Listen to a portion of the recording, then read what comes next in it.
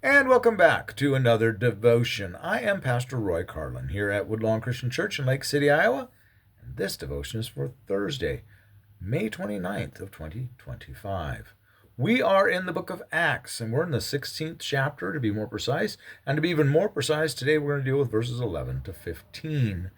Now, on Tuesday, we left off with the section called Paul's Vision of a Man of Macedonia. Now, Paul and his merry band of followers, which includes at least Paul and Silas, and now Timothy, who we picked up on Thursday of last week. And remember, that wasn't Paul's best moment, but we're not going to re-travel that ground. If you want to hear about that, go back to the devotion from last Thursday, a week ago, on May 22nd, and listen to that. But what we do want to go over again is they have been traveling. They wanted to go to Asia. That's Paul's goal. Want to take the word into Asia, but the Lord prevented them. They've been blocked at every turn from being able to go into Asia. Then Paul has this vision of this man from Macedonia that's telling them to come to Macedonia. It's all good here, and we want to hear the word. I don't know if that's what he said or not, but at any rate, they were called to go to Macedonia. Europe. They're going into Greece, Greek territory. Macedonia is where Alexander the Great came from, and he was of Greek culture, even though he was Macedonian. It's now part of Greece.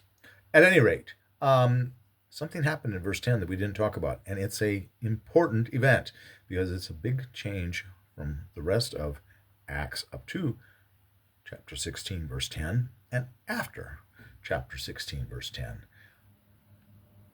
Verse 10 reads, "And when he had seen the vision," Paul seeing the man from Macedonia in his vision, "immediately we sought to go on into Macedonia, concluding that God had called us to preach the gospel to them." We sought. What's with that? All of a sudden we have we.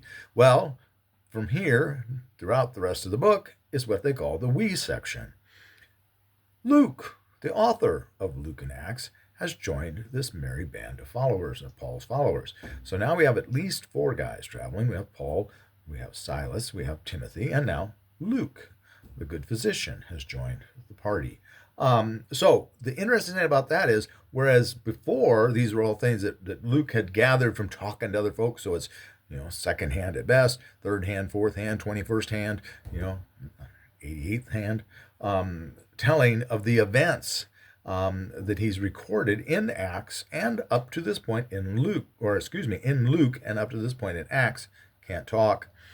But from here on out, this is all firsthand stuff. Luke has lived it all. He's traveled with Paul, and he's seen it. So this is important. This is a big change. It's a big deal. So, starting with the conversion of Lydia, this is Luke's eyes are on what's going on. He's telling us what exactly happened and what exactly he saw and how it went. So this is exciting. You can tell. Let's take a listen. Verses 11 to 15 in chapter 16 of Acts.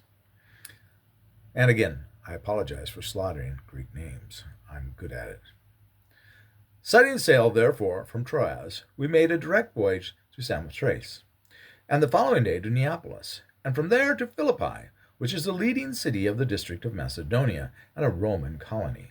We remained in this city some days, and on the Sabbath day we went outside the gate to the riverside, where we supposed there was a place of prayer. And we sat down and spoke to the women who had come together. One who heard us was a woman named Lydia, from the city of Thyatira, a seller of purple goods, who was a worshipper of God. The Lord opened her heart to give heed to what was said by Paul. And when she was baptized with her household, she besought us, saying, "If you have judged me to be faithful to the Lord, come to my house and stay." And she prevailed upon us. All right, well, they have traveled to Philippi, which is in Macedonia. Philippi would have been named for the father of Alexander the Great. Philip was his name. There's a lot of Philippis in the ancient world, but this one's important because it's in Macedonia, where Alexander the Great came from, and it's named after his papa. However, though it is the leading city rather of the district of Macedonia, there doesn't seem to be a lot of Jewish folks there because there's no synagogue. and you have to have 10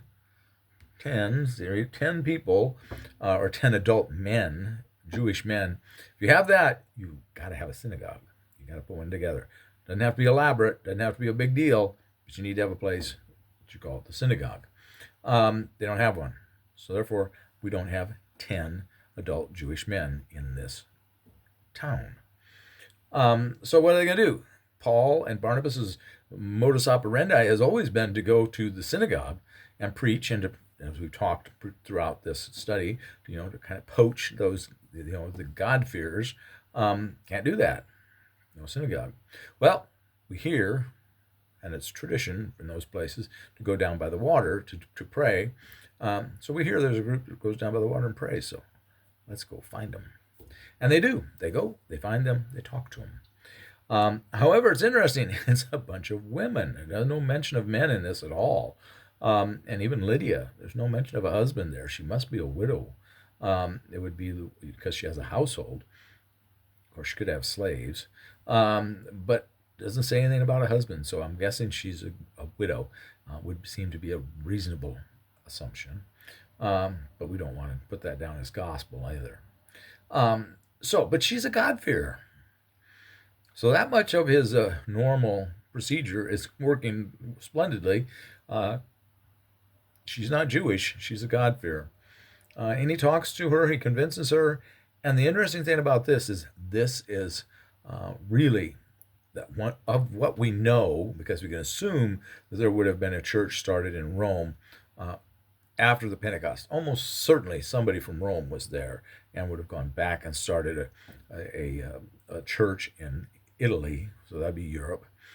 But other than that, this is the first church, this is the first documented, that we have a document of, a recording of, I guess we could say, church in Europe. So this is a big deal. And it's founded by a woman, not by a guy. So anytime people try to dismiss women's value in the foundation and the formation of the church, yeah, you don't know what you're talking about. Lydia, her house church. This is the first church that we can have a record of in Europe. That's a big deal, a really big deal. So at any rate, that's what's going on here. And she has, as is normal with the men, and we're going to talk in a few days about the jailer, and with Cornelius, we talked about that a while back. His whole household is baptized. So when the head of the house comes in, the whole household comes into the fold. So that's why I kind of think she's a widower. She's in charge of the house. Apparently doesn't have a son either. That's, but that's neither here nor there, to be honest. The important part is she has a vital role in the church and the history of the church. She has the first recorded house church in Europe. Boom.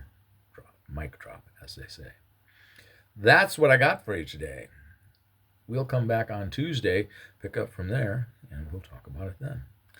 Have a blessed day. If you enjoy these devotions, please do like and subscribe. Please come on back again. That's the most important part. We'd love to have you back here. Take care. Be a blessing to someone today. And remember, God loves you. Bye-bye. See you later.